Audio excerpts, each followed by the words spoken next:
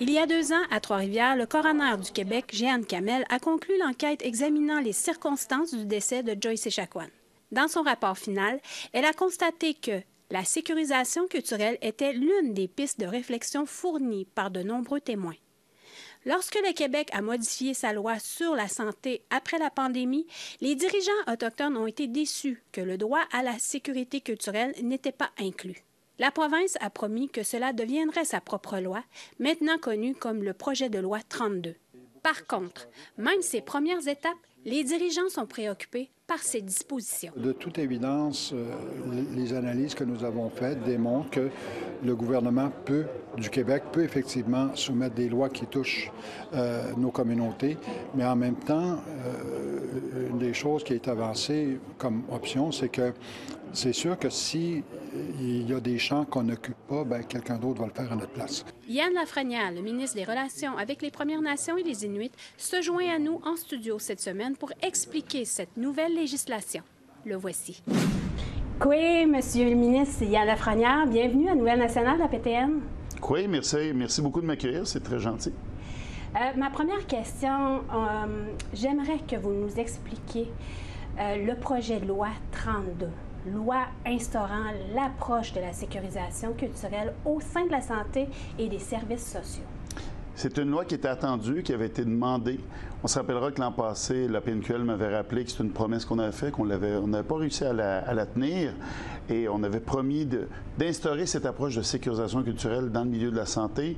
C'est suite au décès horrible de Joyce Echaquan, c'est clair. Ça fait suite aussi à 3 recommandations de la Commission Vient. Alors, on devait le faire, on l'avait promis.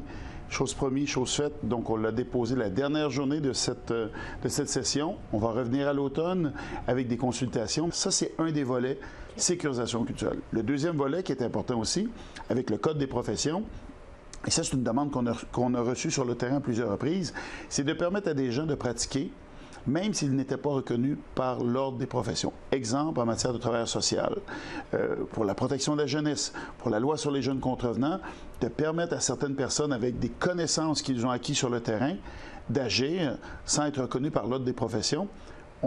Ce qu'on veut faire, on ne veut pas donner un moins bon service. Au contraire, vous savez très bien que des gens qui n'ont pas un certain papier, mais qui ont des connaissances incroyables, on veut leur permettre d'opérer.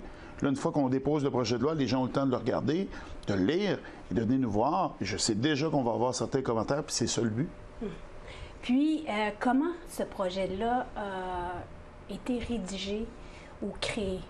Mais premièrement, en rencontrant 14 groupes, comme je disais plus tôt, on les a rencontrés pour avoir leurs idées, ce qu'on devait faire, ce qu'on ne devait pas faire. Et vous savez, dans ce projet de loi-là, j'ai rajouté un préambule. Préambule, on ne met pas ça dans tous les projets de loi. On l'a mis dans la loi 79, une loi extrêmement importante que vous connaissez, qui nous permet d'aider les familles à rechercher l'information sur les enfants qui sont disparus.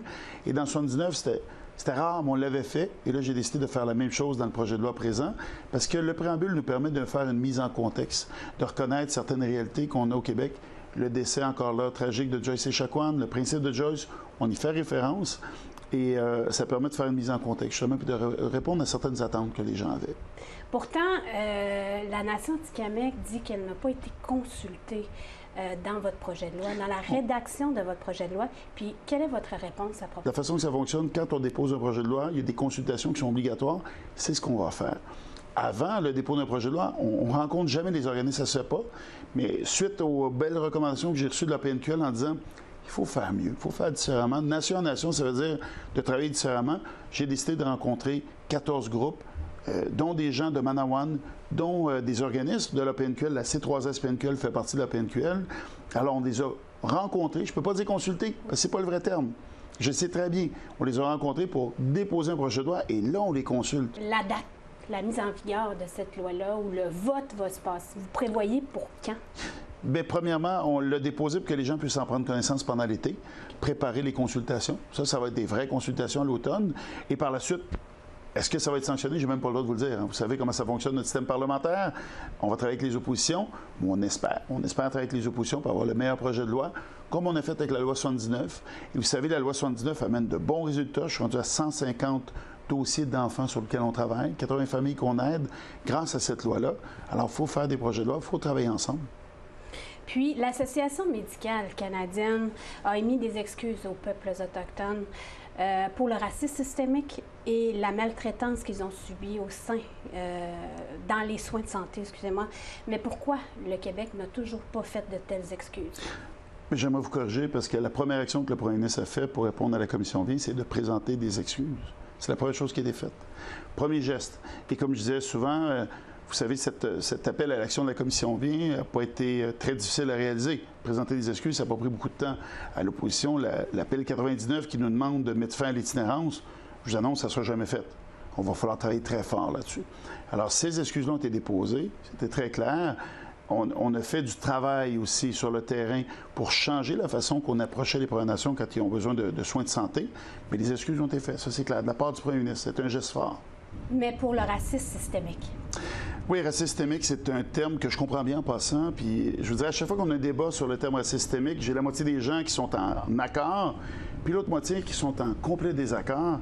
Et bien honnêtement, je me rends compte qu'à chaque fois qu'on a un débat sur ce terme-là, on passe à côté de ce qui est le plus important, c'est-à-dire la lutte au racisme.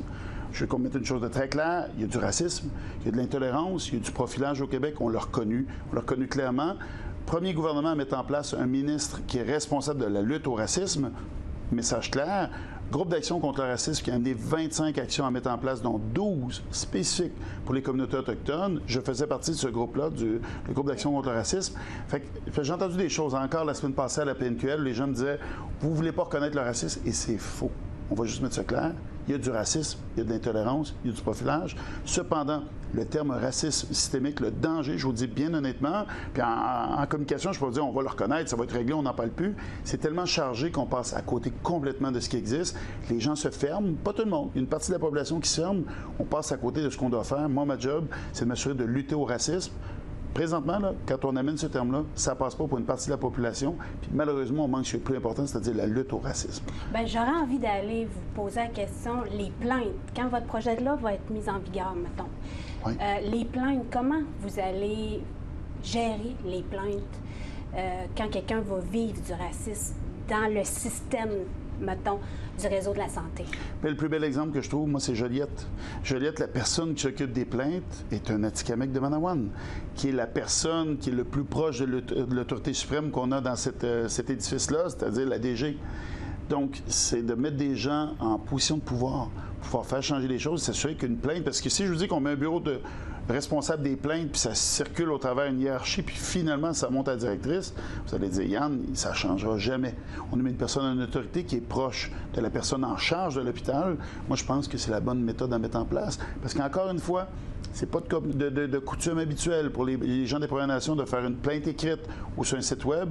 On veut qu'ils puissent s'adresser à quelqu'un qui comprend, qui connaît, qui va pouvoir s'assurer de faire un changement, de monter ça à la personne en charge, qui est la responsable de l'hôpital. Puis, on parle aussi de CLSC ou toute autre clinique, mettons. Mais pour ça, vous allez voir dans le projet de loi, ce qu'on dit, on veut favoriser l'embauche de personnel autochtone. Parce que, ils vont comprendre la langue, la culture. Puis là, on parle de Joliette. Joliette, je trouve ça plus simple parce que c'est majoritairement une communauté. Je vais faire le parallèle avec Montréal. On va avoir des gens des 11 nations. J'ai des gens des 11 nations qui sont de passage à Montréal. C'est sûr qu'on n'est pas dans une approche mur à mur. On veut que les établissements, avec les communautés avoisinantes, puissent décider ce qui est le plus à propos, parce qu'il n'y a pas un seul système unique au Québec. Absolument pas. Merci à vous. Merci de l'accueil.